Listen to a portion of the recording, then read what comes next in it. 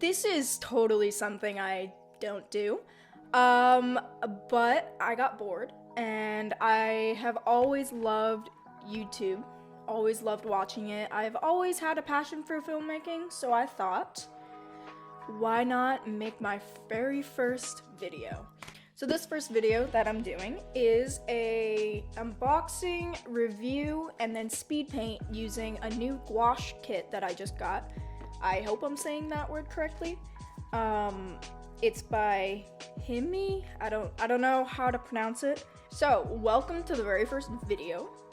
I don't know if I'll do more. I might.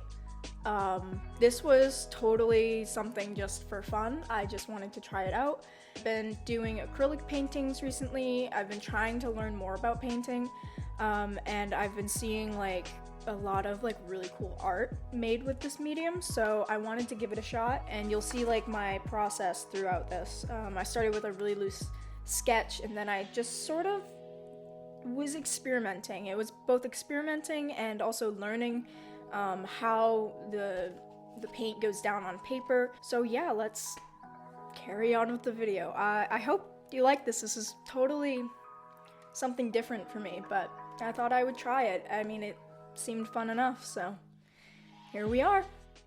So as you can see, I have it upside down, but here is the case that it comes in. You can see it comes with a palette as well, and the paint goes on the palette really weird. You might see a little later. And then it comes with a little card that has all of the colors and the names. And it does say that it was printed by a machine, so it might be a little off, and I found that to be true.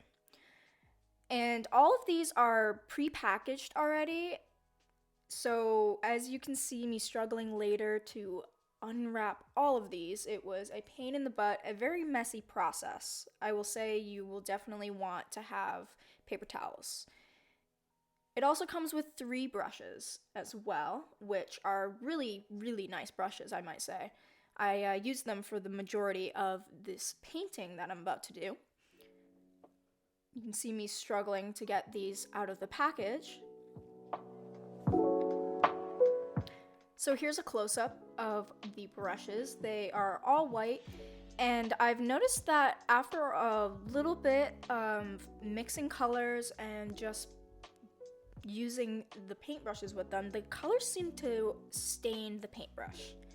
So now you're gonna watch me struggle to get all of these open real quick. Let's do a time lapse.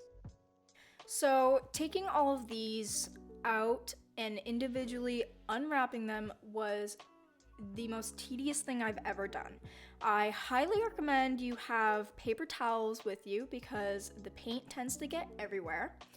And also do what I was doing is take out the one below it when you go to peel it and then put it back in so you don't get paint everywhere. I learned that pretty quickly, and you can see it even is difficult to just take them out one by one because they're really squished in there. I guess that's what holds them in there and keeps them sealed once the cover's on the case, but it's definitely a tedious process. So next I decided to do a little grid and do a little swatch test. This was also a good way for me to see how much water you need because this is a whole new medium for me. And I was learning, it's very much like watercolor. I was watching a tutorial and a little tips and tricks video, and the top comment was, it's basically watercolor with sass, and I can 100% agree with that. Some colors went on really rich and others were really watered down, and I don't know if that was because of how much water I had used or how much mixing I had done, but it was a pretty interesting experience trying these out for the first time, especially just with the swatches. So at this point, I had experimented with another painting, but I didn't record any of that. This is the one I decided to record. I had gotten a little more familiar with it. As you can see, I was still making some mistakes where I was painting over areas that weren't fully dry, so it was lifting the color rather than adding more pigment. So right now you can see the process I'm doing. I was trying to block out the highlights and the shadows to give the face some structure.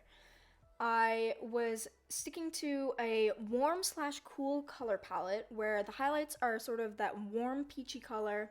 The midtones are still semi-warm, but they're more of that like purpley color with a bit of a blue undertone.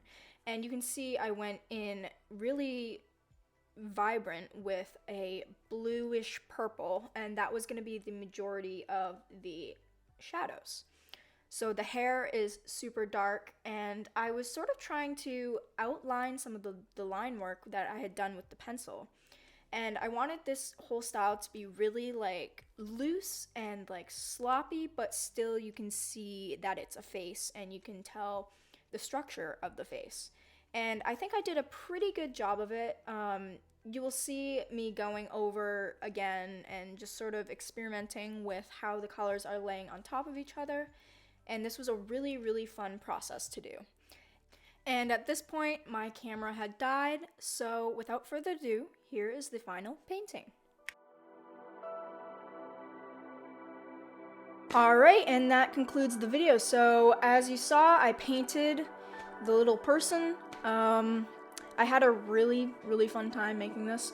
But yeah, I hope you enjoyed watching this. It was really fun for me to do.